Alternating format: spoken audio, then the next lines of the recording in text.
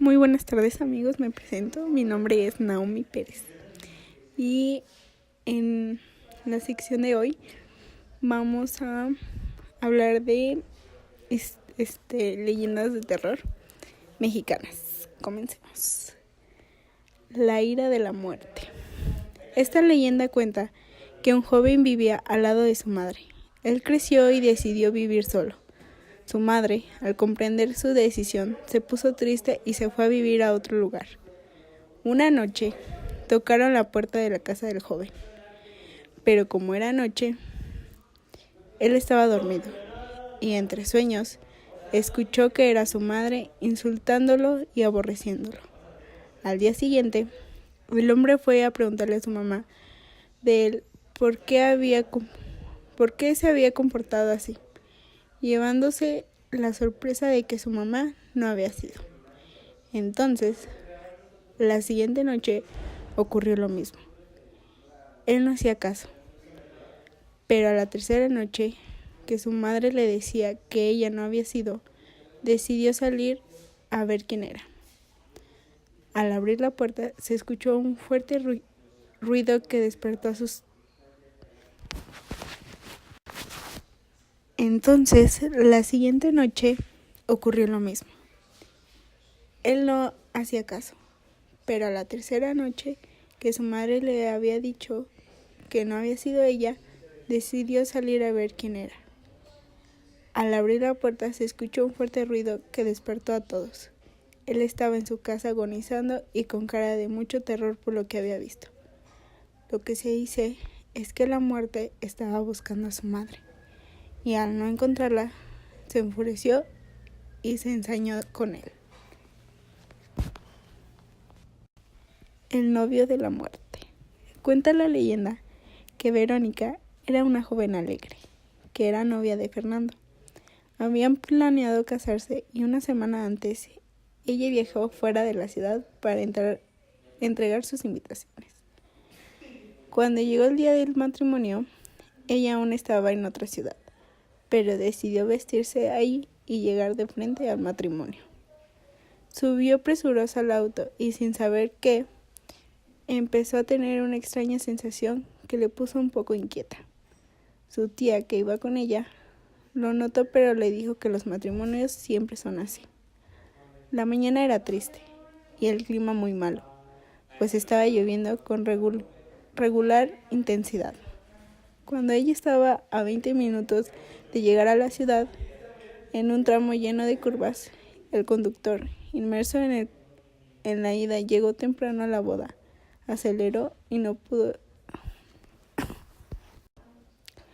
La mañana era triste y el clima muy malo, pues estaba lloviendo con regular intensidad. Cuando ya estaban a 20 minutos de llegar a la ciudad, en un tramo lleno de curvas, el conductor, inmerso en la idea de llegar temprano a la boda, aceleró y no pudo controlar el auto, que cayó a un barranco. La joven novia murió instantáneamente. Años más tarde, un compañero de su colegio tuvo que viajar solo por la carretera donde sucedió el accidente. Eran las 12 de la noche y antes de pasar por la curva donde murió Verónica, miró por el espejo retrovisor de su auto y no le fue difícil reconocer en aquella mujer que estaba sentada en el asiento de atrás. Era el mismo rostro de Verónica, pero estaba desfigurado. Sintió tal terror que le hizo perder el control de todo y se estrelló, muriendo en el acto. Se dice que si viajas solo por esta carretera, no debes mirar por tu espejo retrovisor, pues Verónica siempre se sienta en el asiento trasero, tratando de conseguir víctimas que sufran igual que ella. La Pascualita. Detrás del aparador de un local llamado La Popular, una tienda de Chihuahua encargada de hacer los famosos vestidos de novia de la zona, está La Pascualita. El maniquí permanece ahí desde 1930, donde la dueña la adquirió luego de llegar de Francia, porque además de ser sumamente bella y de aspecto realista, se parecía bastante a su hermana y a ella. Según se cuenta, desde el primer día que la novia de cera estuvo En la popular, tuvo mucho éxito entre los transeúntes, puesto que era distinta a los demás maniquís de la época. Tenía un mejor acabado en la cara, sus ojos eran de cristal, su pelo y sus pestañas eran implantes de genuino cabello humano, y a su expresión, a diferencia de los tantos maniquís de mirada inerte, era viva y reflejaba emociones, como si estuviera con alma.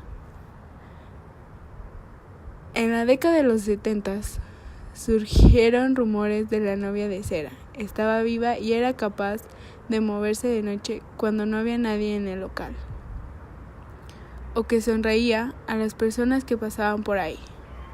Los rumores se hicieron más fuertes cuando la doña falleció. Las personas dijeron que la Pascualita lo seguía con la mirada, o que los breves segundos la parecían benitas. Los rumores se hicieron más fuertes cuando la doña falleció.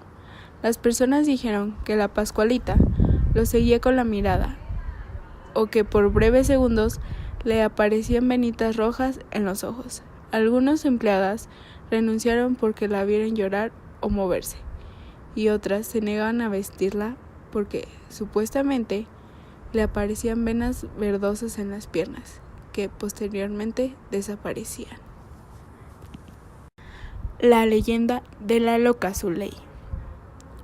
Esta es la leyenda de la loca Zuley, una historia triste llena de dolor sobre cómo la muerte se puede llevar la cordura y sonrisa de una joven, pero no sus intenciones de amar. Su nombre era Claudia, hija de una acomodada familia y la segunda de 3 hijos, sobreviviéndole solo su madre y hermana menor, pues cuando era niña, su padre y su hermano mayor murieron. Cuando fue jovencita, se caracterizaba por ser una muchachita muy risueña y alegre, ataviada siempre de vestidos elegantes que resaltaban su belleza. Fue entonces cuando conoció a Rodolfo, su primer y único amor. El noviazgo entre Claudia y Rodolfo fue duradero y la relación se mantuvo por el paso de los años, terminando por prometerse amor eterno, que se consumía en los votos matrimoniales.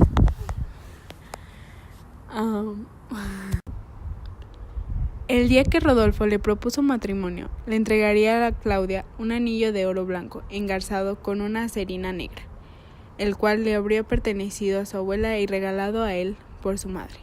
Rodolfo le pidió a Claudia que le prometiera amarlo por siempre, pasara lo que pasara, promesa que Claudia juró cumplir. Se llegaba el día de la boda, la cual se realizaría en el templo de San Miguelito por ser Claudia originaria de ese barrio. Sin embargo, el novio nunca llegó. Los invitados estaban desconcertados y Claudia intentaba aferrarse a la idea de que su Rodolfo llegaría y la desposaría. Algunos rumoreaban que Rodolfo habría huido de su compromiso, otros habría muerto, pero como no era originario de los rumores en los que vivía Claudia, nunca se supo qué pasó con él.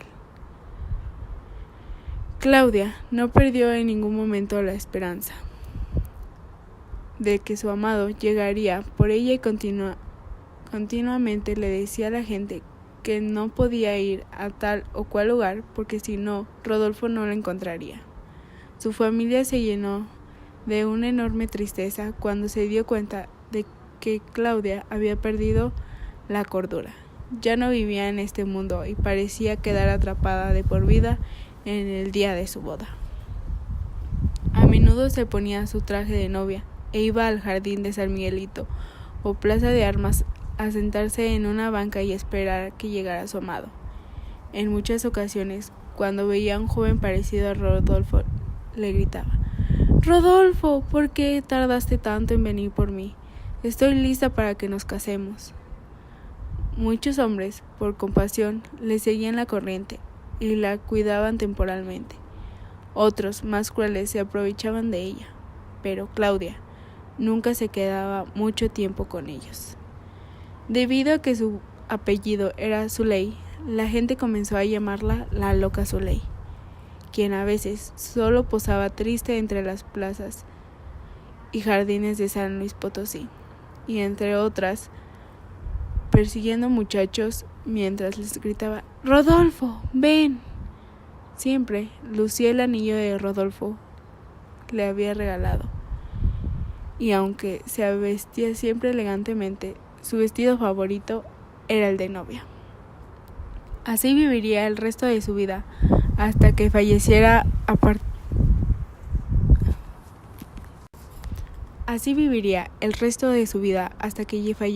aparentemente de causas naturales, o como muchos decían, de tristeza. Fue enterrada en el panteón El Tecuán, el cual se encontraba tras la iglesia de San Miguelito y el cual sería retirado para dar paso a la modernización de San Luis Potosí, convirtiéndose ahora en la Escuela Manuel José Otón. En los restos del desaparecido panteón, un joyero del mercado de la Merced habría encontrado el anillo de oro blanco con la cerina engarzada, el cual ofreció a la Virgen de la Soledad, la cual ahora porta en su mano izquierda.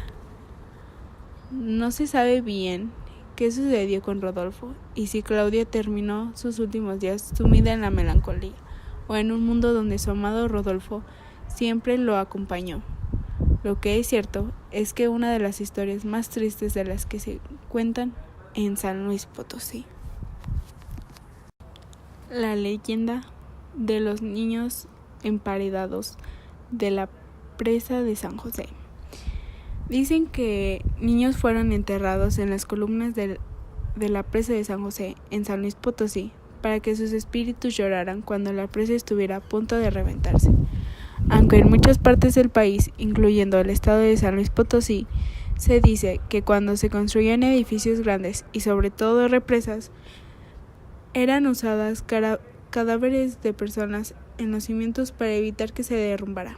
Sin embargo, a este último caso se puede optar además por enterrar niños, ya sea vivos o muertos, para que sus espíritus queden atrapados, así avisen a los pobladores cuando ésta vaya a reventar. Por otro lado, las obras de construcción de la presa de San José se iniciaron en septiembre de 1863, concluidas en el año de 1907. Fueron dirigidas por el ingeniero José María Siliceo. Esta presa, construida por una sociedad de personas con alto poder adquisitivo, así como el gobierno, reemplazaría la presa de la Constancia, la cual era de una capacidad menor, se había construido en el siglo pasado. Sin embargo, ya a pesar de estar involucradas personas de alta sociedad, los esotéricos y el espiritismo estaba presente en la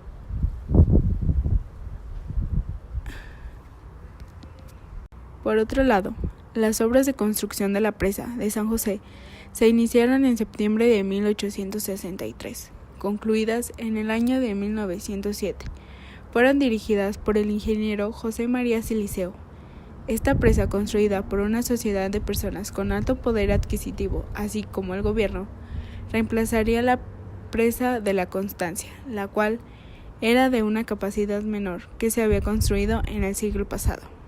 Sin embargo, y a pesar de estar involucradas personas de alta sociedad, los esotéricos y el espiritismo estaba presente en las personas de esa época, quienes, preocupadas por la resistencia de la presa, ordenaron que se hiciera todo lo posible para garantizar su durabilidad.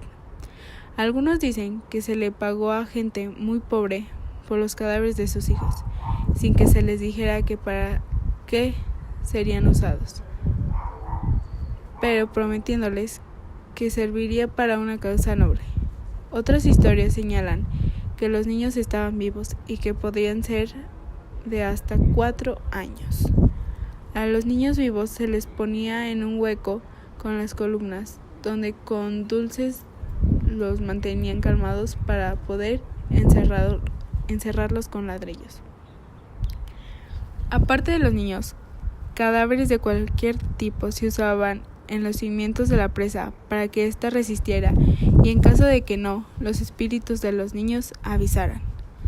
Se dice que solo una vez los niños han llorado, y esta fue la noche del 14 de septiembre de 1933, un día antes de que la presa de la Constancia se reventara y causara muchas muertes en la ciudad. Según pobladores cercanos, se escuchaban en el aire gemidos de niños que inferían que la presa se reventaría.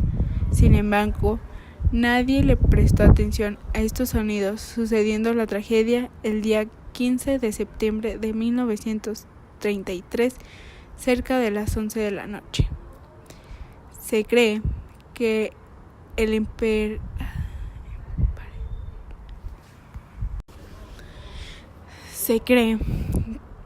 emparedar niños es algo que solo se hacía desde hace más de 5.000 años y se han encontrado datos de esta práctica hasta el siglo XVII en Alemania. En México no se ha documentado mucho la verdad de dicho mito, pero se han encontrado esqueletos de personas enterrados en las paredes de varias casas y templos de más de 200 años, por lo que emparedar personas en una presa parece muy probable. Una variante de este mito señala que el diablo, disfrazado de ingeniero, se aparece a los encargados de las construcciones de presas, haciéndoles un trato de que si entierran, a modo de sacrificio, niños en los cimientos de las paredes de las contrapresas, esta durará mucho tiempo. Trato a los que sucedían muchas veces los encargados de su construcción. Recientemente, la presa de San José, la cual tiene más de 100 años de haber sido construida, presta algunos problemas, pues grandes cantidades de lodo impiden que ésta cumpla con su potencial de capacidad. Pero quizá esto sea lo mejor para no retar las paredes sedentarias de esta. Actualmente, cuando llueve mucho, es necesario abrir las compuertas de la presa constantemente para evitar ese desborde. El miedo de que ésta reviente ha aumentado en la población conforme pasa el tiempo. La leyenda del Jergas. El Jergas es una leyenda potosina, un espíritu benefactor presente en todo altiplano y zona media. Se dice que mora en las minas, donde se esconde en túneles invisibles, ricos en oro y plata. Al parecer, el Jergas siempre se le aparece a un minero que se encuentra solo y se presenta como un ingeniero minero, con su traje, botas y casco con lámpara de carburo. Él habla con una autoridad y seguridad tal que el minero no sabe que se trata de una aparición, y aunque logre recordar la leyenda del personaje, parece que no logra desobedecer sus instrucciones. La especialidad del Jergas es la de perder a los mineros, llevándolos por túneles escondidos y a veces inaccesibles, en los que indica hay una rica veta de mineral. A veces solo coloca a los mineros en lugares extraños muy metido en la mina, sin que a pesar de realizar excavaciones se encuentre rastro alguno de ser un buen lugar para la extracción. En otros casos se puede encontrar una rica veta de oro y plata, y finalmente a veces simplemente aparece en los bolsillos del minero extraviado una pipeta de estos materiales y de una gran pureza. A pesar de que se trata de un espíritu benefactor, los mineros le tienen un gran miedo y respeto, pues nunca se sabe cuándo solo quiere perderte sin darte algo a cambio, pues es sabido que no podrá salir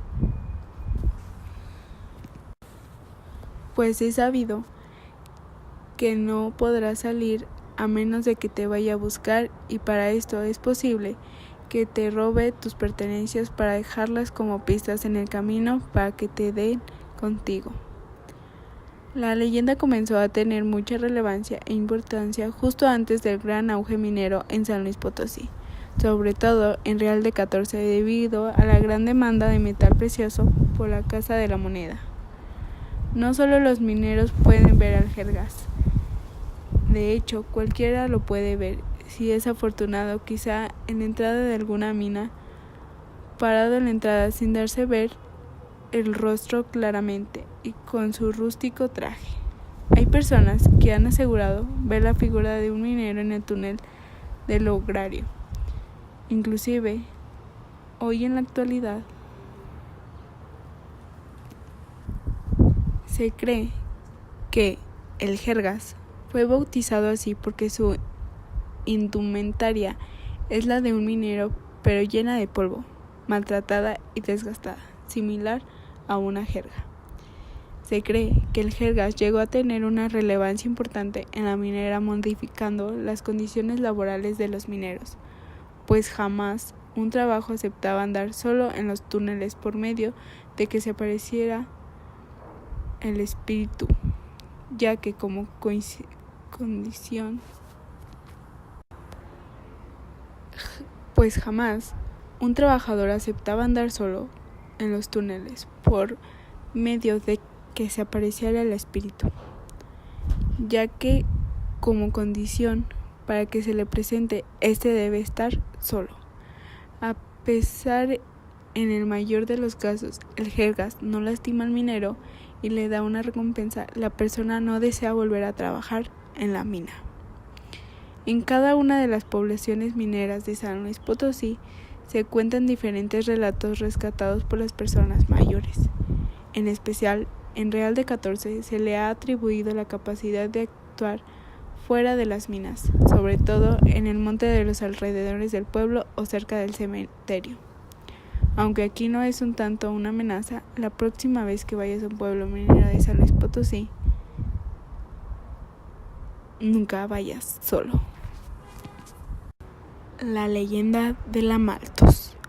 Se dice que en la época colonial de San Luis Potosí existió una bruja a quien le decían la Maltos, la cual era muy poderosa, que además de dominar las artes negras, tenía un importante puesto dentro de la sociedad potosina.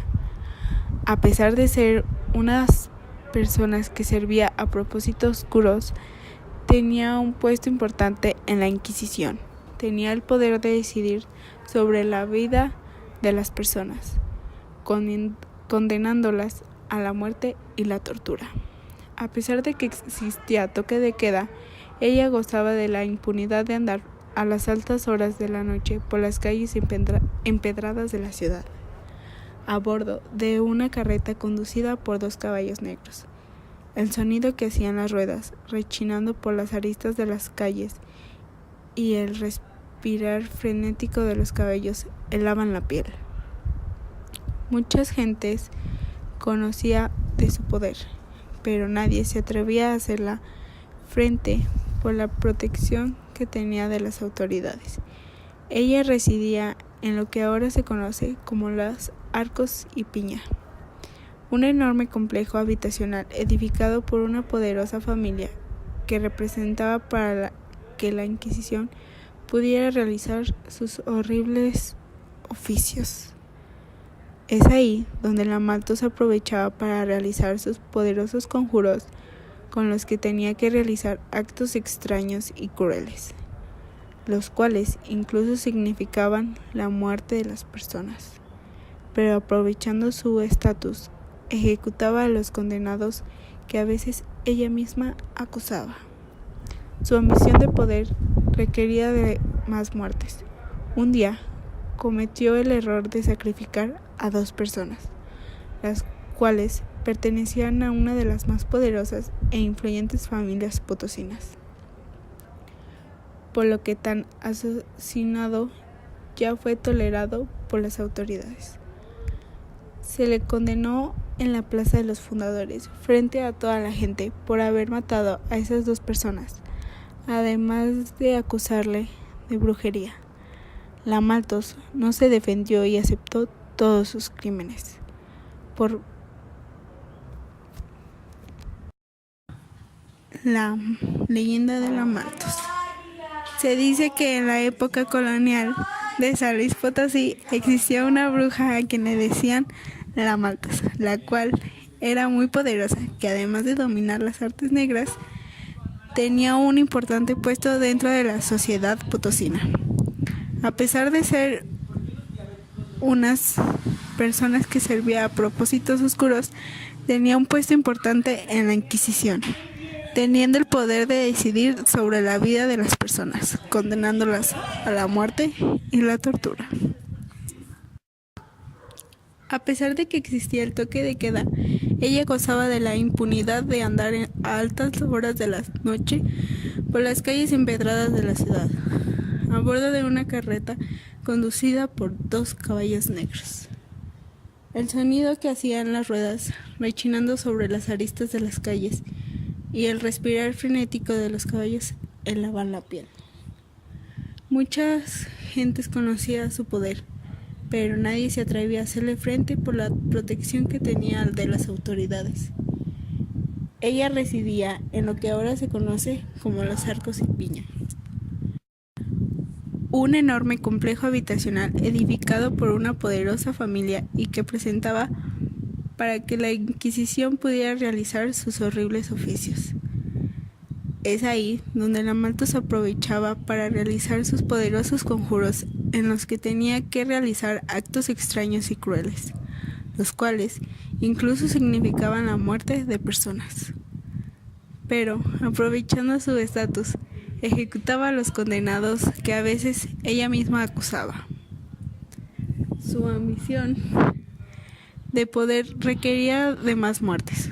Un día cometió el error de sacrificar a 2 personas, las cuales pertenecían a una de las más poderosas e influyentes familias potosinas, por lo que tan asesinado ya no fue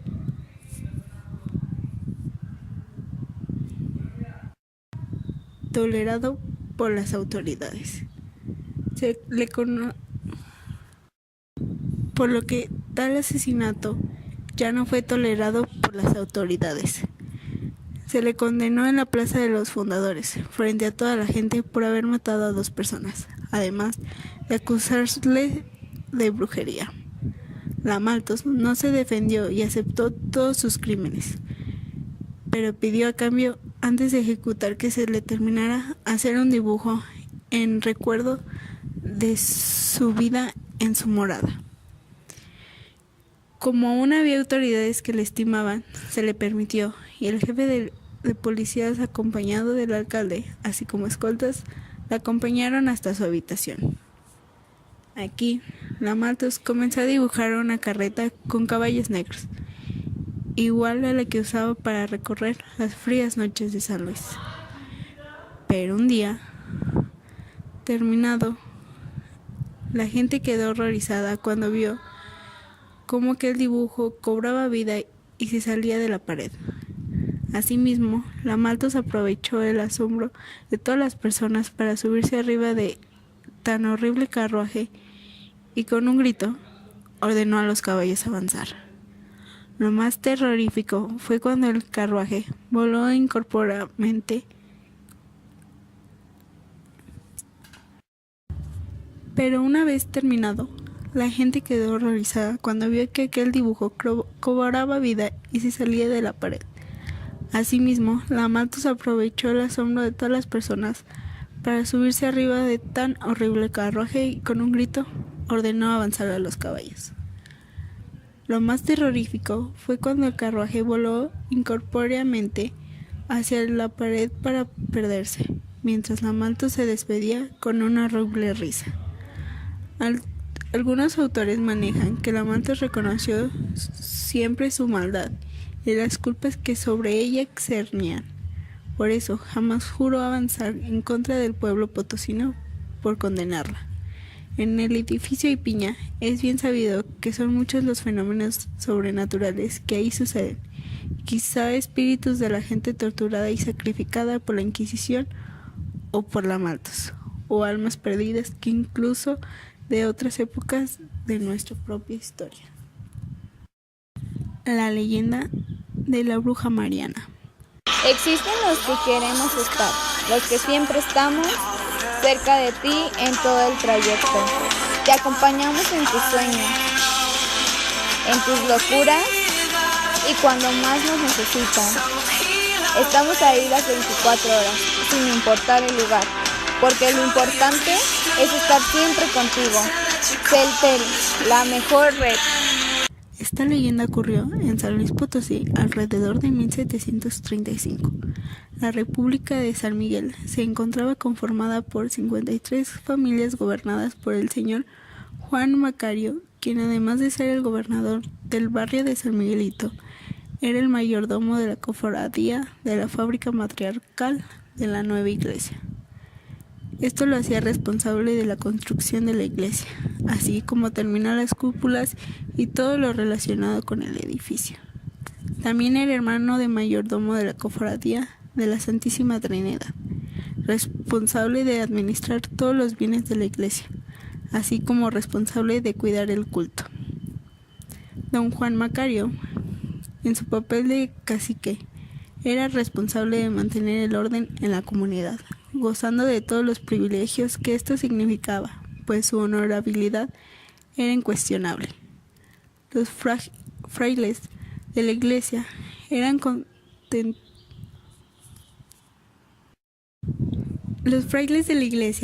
contentos con su trabajo, pues constantemente incrementaba las riquezas del templo. Sin embargo, en este lugar no solo reinaba la luz de Dios. Al poniente de la iglesia, a unos metros de la iglesia, existía un pequeño camino que actualmente lleva el nombre de Miguel Barragán. Era apenas una calle, pues no tenía salida y topaba con matorrales y terrenos, ya que la calle de Fernando Rosas aún no existía. En ese lugar apenas había un par de casas y en una de ellas se acomodó una señora de nombre Mariana, o así decía ella que se llamaba. Por su costumbre y acciones no era bien vista por la sociedad, pues había sido expulsada de los pueblos de San Sebastián, Tlaxcala y Tequisquiapan. Esta mujer, de acuerdo a escritos antiguos y pláticas de la gente, era morena, aparentemente de 40 años, de pelo largo, oscuro y rizado, y una estatura media. Dicen que sus ojos eran cautivadores, pues decían que quien se atrevía a mirarlos quedaba cautivado, pues en lo profundo de su mirada se apreciaba un mar de pozos oscuros y sin fondo. Una vez instalada en el callejón de la zanja, solo utilizaba sencillos utensilios, pues todo lo demás que necesitaba sabía encontrarlo o fabricarlo de buena madera. Un petate y unas cobijas eran su cama, unas tablas a manera de mesa, unas velas, un fogón y unas cazuelas era todo lo que ocupaba. A pesar de los oscuros y alejados del callejón, Mariana no tarde. Él decidió encaminarse a la casa de ese callejón en compañía de 2 ayudantes, y al entrar a la morada encontró extraños muñecos de trapo, atravesados con espinas, plumas amarradas, polvos, pastas y unciones. Con todas esas pruebas a la vista, Macario tomó del brazo a Mariana y la llevó a la improvisada cárcel para mujeres. En el lapso entre la casa y la cárcel, a pesar de lo oscuro y alejado del callejón, Mariana no tardó en hacerse de clientes que la visitaban por sus trabajos, pues ella sabía realizar bebidas curativas o, en otros casos, aquellos que hacen enfermar a la gente. Dichas acciones llegaron a los oídos del fray Joaquín, quien sintió la obligación de denunciarla con las autoridades para hacerle un juicio sumario o al menos llevarla a la casa de los muertos de la Santa Inquisición. Pero finalmente decidió no hacer nada, pues pensó que aquellas visitas que se realizaban al callejón, incluso de noche, traerían mucho beneficio a la parroquia.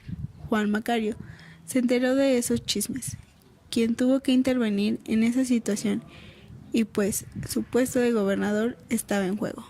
Además de ser una persona muy valorada. Nuevos cubitos Nord ahora traen 8 en el paquete a solo 10 pesos. Por todos, incluso por los indios, Él decidió encaminarse a la casa de ese callejón en compañía de 2 ayudantes y al entrar a la morada encontró extraños huecos de trapo. En el lapso entre la casa y la cárcel, Mariana entabló palabras y cruzó miradas con Macario, pero nadie supo de qué hablaron. Una vez en la cárcel se le preparaba para días después acusarla de brujería e idolatría, pero lo que podría ser sentenciada a muerte o al menos vivir condenada de por vida. Ella solicitó hablar urgentemente con Macario, pues alegaba que se trataba de temas de suma importancia que le competía a él. Al principio, una vez en la cárcel se le preparaba para días después acusarla de brujería e idolatría, por lo que podría ser sentenciada a muerte o al menos vivir encadenada de por vida. Ella solicitó hablar urgentemente con Macario, pues alegaba que se trataba de temas de suma importancia que le competía a él. Al principio, Macario se resistía a acudir al llamado, pero después de tanto meditarlo, aceptó y cruzó todo el pueblo para visitarla en la cárcel. Nuevamente, nadie supo de qué hablarían, pero tras aquella plática, Macario decidió dejarla libre. Al pasar los días, el comportamiento de Macario había cambiado. Abandonaba sus deberes como gobernador y comenzó a recaudar recursos únicamente para él. Dicen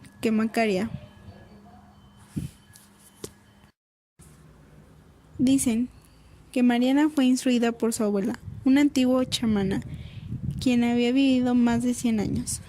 La esposa de Macario fue a quejarse con Fray Joaquín, debido a que éste se comportaba de forma muy extraña e incluso se había alejado de ella misma, y se fue a vivir con Mariana. Fray Joaquín decidió ir a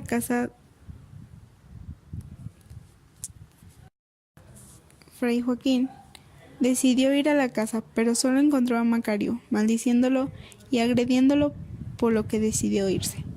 La gente se enteró de lo ocurrido y acudieron a la iglesia para verificar las cuentas de esta y encontraron todos los robos cometidos por Macario. Así que enfurecidos acudieron a la casa de Mariana, comenzando a lanzar piedras contra la casa, pero nadie abría. Entonces, entre varios levantaron una gran losa y estaban a punto de lanzarla contra la puerta para derribarla, pero al fin de un tiempo hizo que todos cayeran. De la puerta salió un caballo percherón negro con ojos rojos como el infierno y con un respirar horrible. Todos gritaban el susto. De la puerta salió un caballo percherón negro con ojos rojos como el infierno y con un respirar horrible. Todos gritaron del susto y de un momento a otro el caballo galopó, abriéndose paso entre la gente, lastimándolos a todos. La gente acudió con Fray Joaquín para decirle sobre lo acontecido y buscar justicia con las autoridades. Este se preocupó por Macario y decidió ir a la morada, pero todo estaba en silencio. Al final del hogar encontró a Macario tirado y con muchos golpes a punto de morir y gritando de que veía un horrible caballo. Fray Joaquín sabía que no podía hacer nada por él y pidió por la salvación de su alma hasta que murió. A pesar de sus crímenes, fue enterrado en el cementerio de la iglesia que quedaba atrás del templo.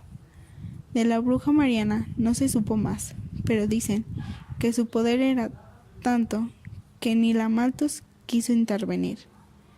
Al callejón donde vivió se le conoció como el Callejón del Diablo por mucho tiempo hasta 1915, cuando se cambió el nombre de Fernando Samarripa, sacerdote de Soledad de los Ranchos. Dicen que en algunas noches se puede escuchar en el templo de Fernando Rosas.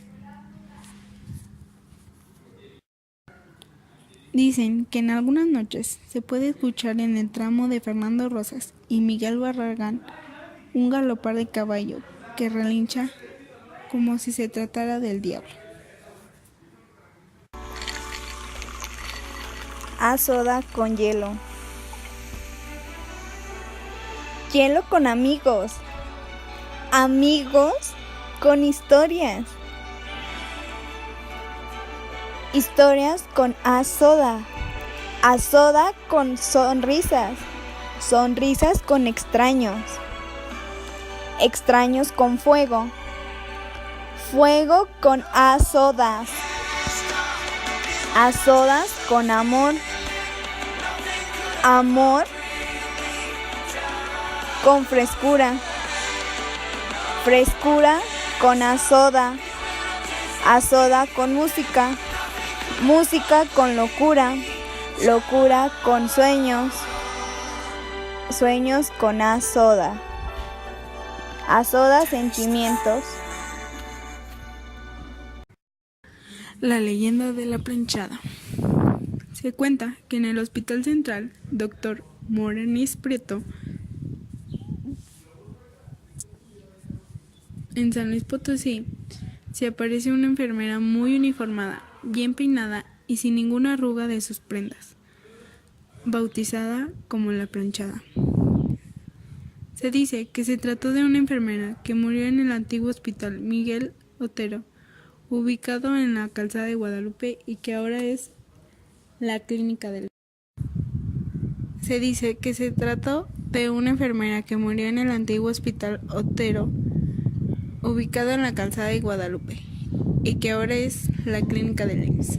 En vida siempre fue muy atenta con todos sus pacientes, al punto de que dedicaba más de su tiempo al cuidado de las personas que el que a veces estaba obligada.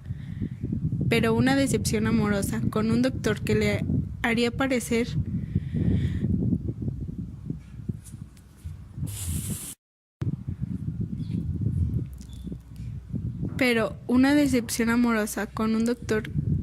padecer mal de amores hasta morir infelizmente. Con el tiempo, los pacientes de ese nosocomio comenzaron a recibir atenciones de una desconocida enfermera a la cual nunca habían visto antes. Siempre ella muy bien arreglada y almitonada. Ni una sola arruga se miraba en su filipina. Los doctores y demás enfermeras comenzaron a extrañarse por los testimonios de diferentes pacientes sobre el avistamiento de esta mujer, sabiendo que alguien con dichas características no trabajaba ahí. Con el tiempo, el personal más experimentado comenzó a aceptar que aquella enfermera que muchos de los pacientes veían, pero que solo algunos doctores y de reojo lograban vistar, bautizándola con el nombre de la planchada. Cuando se construyó el Hospital Central, muchas de las áreas y personal se trasladaron al nuevo edificio debido a que se tendrían mejores condiciones para atender situaciones más graves y enfermedades más especializadas. La sorpresa fue que con el tiempo la aparente planchada empezó a hacer su aparición benefactora también en este lugar, cobijando pacientes, dándoles medicamento para algún dolor e incluso aplicarles alguna inyección. Debido a estos sucesos, sin explicación, se comenzó a aceptar que la planchada también atendía pacientes en este lugar y que quizá ella se había mudado al mismo para que... Actualmente se dice que todavía se aparece en algunos pacientes, ofreciéndoles una pastilla para algún dolor, agua o simplemente le ofrece cobijas. Bueno, esta leyenda, pues se le escucha en muchos hospitales, ya sea por todo México, pero es más como se escucha también en el Distrito Federal, pero dicen que es originaria de San Luis Potosí. Y es una leyenda que en San Luis Potosí todo el mundo la conoce y que si algún día llegas y le preguntas a alguien, pues te la puede contar. La leyenda de la hacienda de Gogorrón. Una de las haciendas más famosas de San Luis Potosí, en el municipio de Villa de Reyes, fue construida en 1750 por Pedro Arizmendi Gogorrón.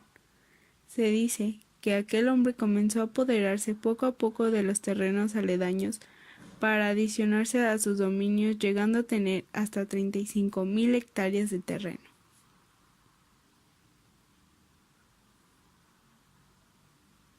Su ambición fue tanta que incluso llegó a tener varios roces con el clero, pues se oponía a entregarle parte de sus riquezas Su ambición fue tanta que incluso llegó a tener varios roces con el clero, pues se oponía a entregarle parte de sus riquezas y al parecer logró ganar el conflicto con la iglesia a pesar del poder de ésta. Operó como hacienda textil y mezcalera, por lo que contiene un amplio complejo industrial, el cual incluye 12 hornos. La riqueza de esta hacienda fue tal que incluso llegó a este lugar el automóvil y el avión. Debido al poderío de las distintas familias que ahí vivieron, se cometían crímenes en completa impunidad, sin que la autoridad siquiera se diera cuenta de lo que ocurría. Habitualmente, estos se cometían en contra de la servidumbre. Mucho del dinero que generaba la hacienda fue escondido por temor a que llegaran grandes bandidos a robar o incluso la envidia de los propios trabajadores. Se dice que parte del tesoro fue enterrado. Secadora, tenazas, daña mucho el cabello, ¿verdad? Yo necesito mucho más que un acondicionador. Tu cabello más suave, brillante. Día adentro hacia afuera. Cámbiate a Tenepan y notarás la diferencia. Notarás mucho más que un acondicionador. Debajo de los árboles, los cuales con el tiempo se secaron.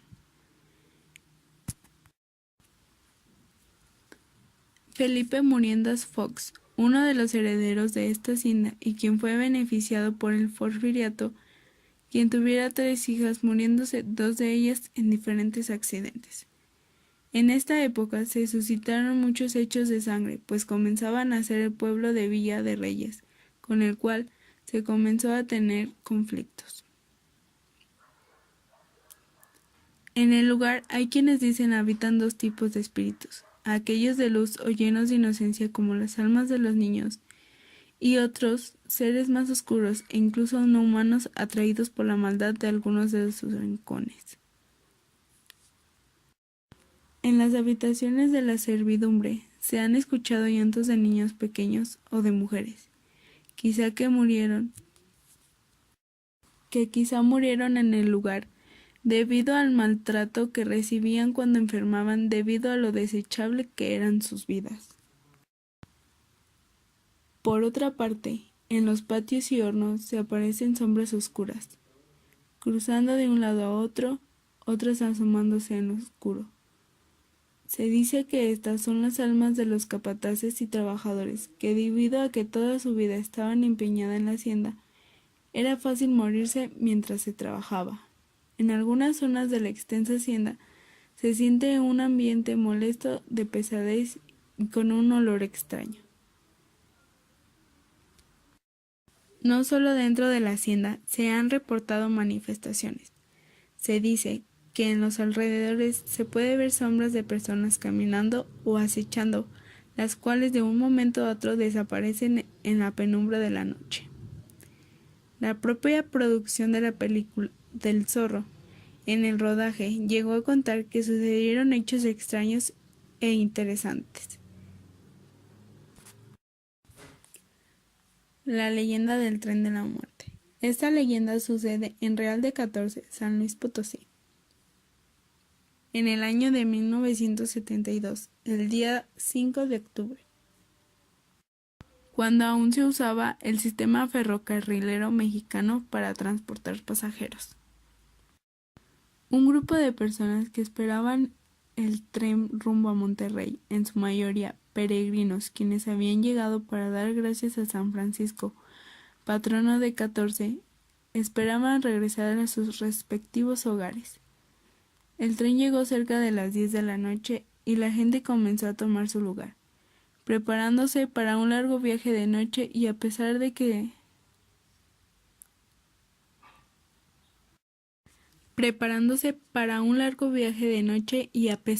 se contaba con 22 vagones, no fueron suficientes para cumplir con la demanda de asiento, teniendo varias personas que viajar a pie, mientras que otras prefirieron quedarse en la estación para probar suerte el siguiente día.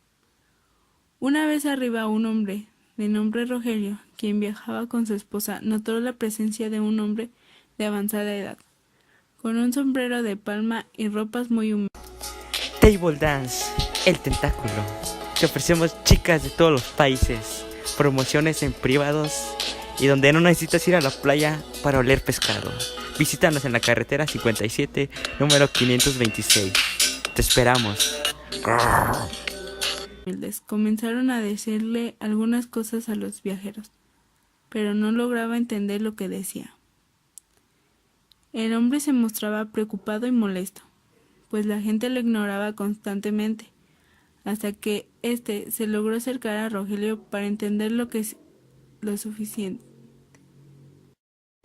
El hombre se mostraba preocupado y molesto, pues la gente lo ignoraba constantemente, hasta que éste se logró acercar a Rogelio para entender lo suficiente, diciendo: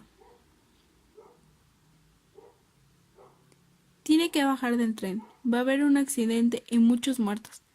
Dios me ha enviado para avisarles. Por favor, deben de bajar del tren, este se va a descarrilar». Pero todos lo trataban como un loco, hasta que el hombre se acercó de frente a Rogelio y le dio el mismo mensaje a su esposa. Rogelio se mostró molesto y crédulo por las palabras del Señor. Pero al parecer su esposa había sentido un escalofrío cuando el anciano la tocó y le dijo aquellas terribles palabras. Ella le pidió a Rogelio que le hiciera caso y que por favor abandonaran el tren. Pero Rogelio se resistía, ya que sabía que no podría correr la misma suerte con el siguiente tren y encontrar buenos lugares. Además de que ya estaba muy cansado por cumplir la manda y quería llegar a su casa. Por la insistencia fue tanta que aceptó. Finalmente, antes de que el tren partiera, bajaron de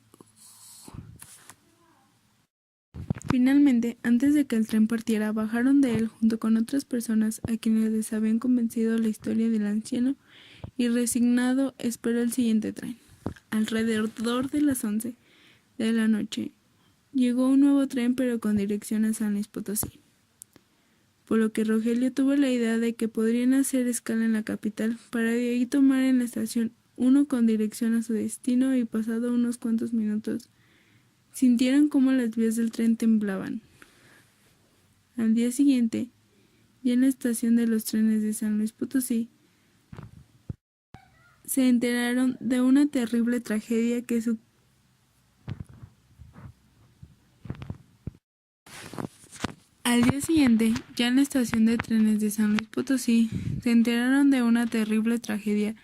que sacudió sus corazones, y es que el tren, al cual finalmente no subieron, se había descarrilado cerca de las 10:45, en una pronunciada curva cerca de la ciudad de Moreno, volcándose los 22 vagones uno encima de otro. Mucha gente murió, la mayoría aplastada por el peso de cientos de toneladas de metal. Algunas familias completas murieron, y los pocos que sobrevivieron quedaron con cicatrices de por vida.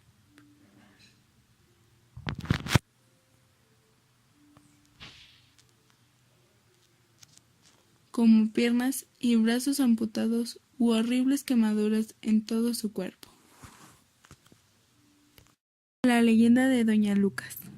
Ahí, en la iglesia de San Nicolás, cuentan que cuando llegaron los españoles llegó un matrimonio con una hija, llamada Lucas. Antiguamente, los españoles siempre querían, aunque fuesen niños o niñas, que se les llamaran por don o por doña, aunque fuese la niña. Los indios y todos le tenían que decir Doña Lucas, y ella era una niña, pero ellos así tenían que llamarla. Entonces, doña Lucas llega el momento que crece y se enamora de un huachichil. Su padre se enojó mucho. ¿Cómo era posible que una hija de sangre azul se enamorara de un huachichil, de un indio, un donadie? No era posible. Entonces hizo su berrinche. Reprendió a doña Lucas y la encerró en su habitación. Prohibido salir, prohibido verse con el novio, con el indio, el huachichil. Nada de eso. Al cuidado de ella estaba su dama de compañía. La dama de compañía era la que les suministraba todo, lo más necesario. Ella no tenía libertad de salir de su habitación. Estaba ahí encerrada para que no volviera a ver el huachichil.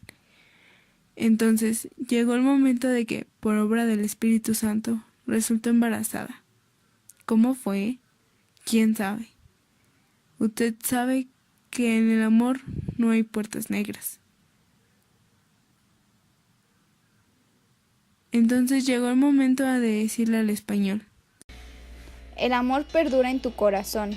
Nuestro objetivo es brindar el mejor servicio para aminorar las preocupaciones de cada uno de nuestros clientes, con planes y servicios que se adaptan a la necesidad de cada familia.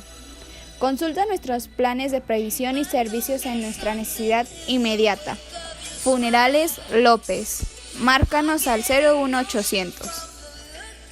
Se enojó mucho. Que su nombre enlodado, que, bueno, ahí le dijo hasta lo que no. Los huachichiles tenían su yerbera que los curaba por medio de plantas medicinales y le mandó contratar a la yerbera para que le suministrara algún brebaje a su hija y abortara. Fue y le dio su brebaje. Pues fue y le dio su brebaje. Y sí, abortó. Pero con tan mala suerte que aparte de perder el producto, murió ella. El feto se lo regaló a la yerbera, que ella se deshiciera de eso, como pudiera. Ellos no querían saber nada. Prohibido comentarios de lo que había pasado. Se murió doña Lucas, pero nadie supo de qué, porque no tenía permiso de andar divulgando nada de eso. Le hicieron su velorio muy suntuoso, su sepelio. La visitaron de blanco, la coronaron, le pusieron sus joyas. Los españoles siempre tenían un dote a sus hijas, así que la tibiaron de joyas y la sepultaron en el altar mayor de la iglesia de San Nicolás.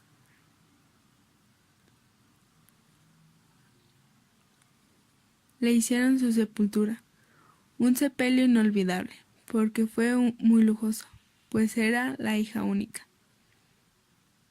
Pasó el tiempo, ahí estaba enterrada Lucas. Un día estaba oficiando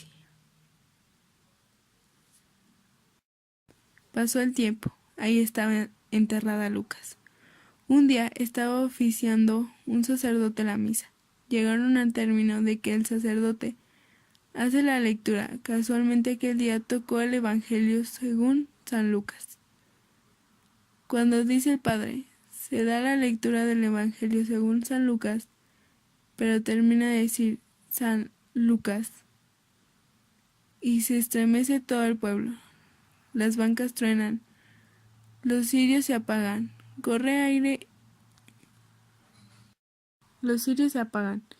recorre un aire helado dentro y toda la gente se asusta. ¿Qué ocurre? Y el mismo sacerdote, pues ¿qué pasa? Mucha gente tuvo miedo y se salió. Desde entonces, cuando la gente pasaba por fuera de la iglesia y alguna que otra decía Lucas, se oían estruendos también. Entonces la gente comenzó a retirarse de la iglesia. Ya no iba. Le quitaron sus vestimentas. Se le pidió al huachichil más humilde su vestimenta. Le pusieron la ropa del huachichil y todo lo demás se repartió entre los huachichiles. A ella la llevaron al panteón, la sepultaron y comenzó la normalidad en la iglesia y doña Lucas jamás volvió a aparecer. La leyenda de la casa embrujada de Avenida Reforma. En San Luis Potosí se vio mucho una casa sobre una de las principales avenidas abandonada y atorada en un litigio, pero además se dice que cuando se logró obtener los permisos para derribarla, esta no se dejaba destruir. En los años 90 inició una transformación en la Avenida Reforma, la calle de Uresti y la Avenida Carranza, que se trataba simplemente de la destrucción de una serie de grandes residencias para crear un corredor turístico. Muchas personas estaban a favor del cambio y la modernización, pero muchas se oponían por temor a que el proyecto dejara más feo a San Luis Potosí. A la fecha, muchos creen en lo último. Los dueños intentaron defenderse, pero Lo único imposible es aquello que no intentas. Kenny, visítanos en Citadela. expropiación justificando la supuesta utilidad pública siempre ganaba en los juicios, menos una casa. Una casa ubicada en la esquina de Álvaro Obregón con Avenida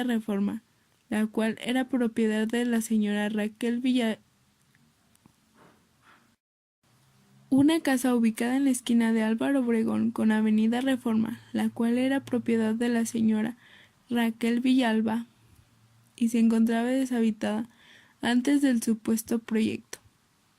Pero situaciones legales impedían que ésta pudiera ser expropiada. La casa siempre llamó la atención debido a que era la única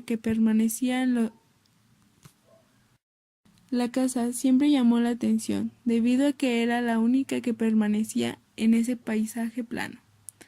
A menudo era usada para poner anuncios o para drogarse, pero al parecer los visitantes no volvían a regresar. Desde entonces se decía que era imposible quedarse a dormir en dicha casa, pues esta estaba embrujada y entre uno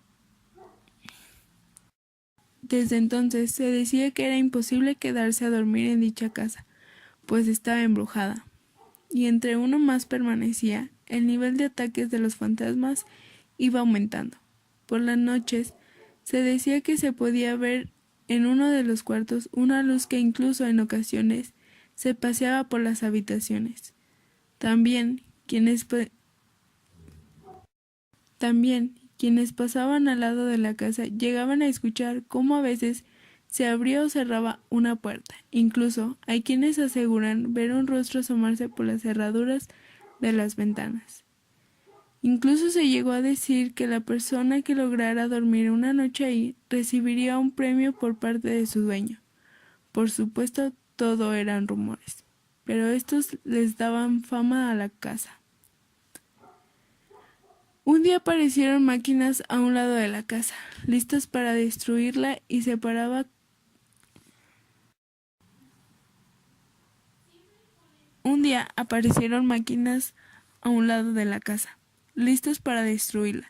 y se esperaba que de un día para otro la acabarían por derribar. Pero los días pasaban y no ocurría nada. Muchas personas señalaban que igual aún existía alguna laguna legal, pero otros afirmaban de fuentes cercanas que la casa no se dejaba derribar. Al parecer las máquinas, una vez queriendo iniciar su trabajo, no funcionaban y se mandaban a traer otras, las cuales hacían lo mismo. Por otra parte, los trabajadores reportaban que se perdía o robaban cosas. Otros se sentían extraños cuando estaban cerca o dentro de las casas. Algunos incluso se negaban a seguir trabajando en el proyecto. Un día finalmente se logró derrumbar la casa.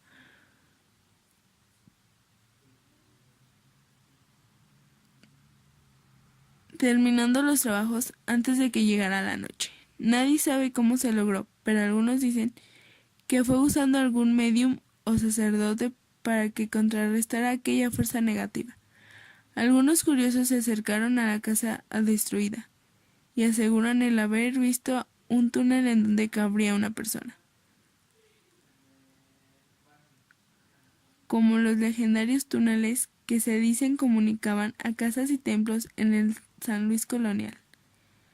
En los días siguientes se dio a la tarea de acabar el proyecto lo más rápido posible, y de esa casa no quedó nada. Pero se dice que en algunas noches, si alguien pasa por ahí, se puede escuchar cómo golpean bajo el suelo, como si alguien estuviera atrapado y quisiera salir. Bueno amigos, me despido. Mi nombre es Naomi Pérez y muchas gracias a los radioescuchas. Hasta la próxima. Bye bye.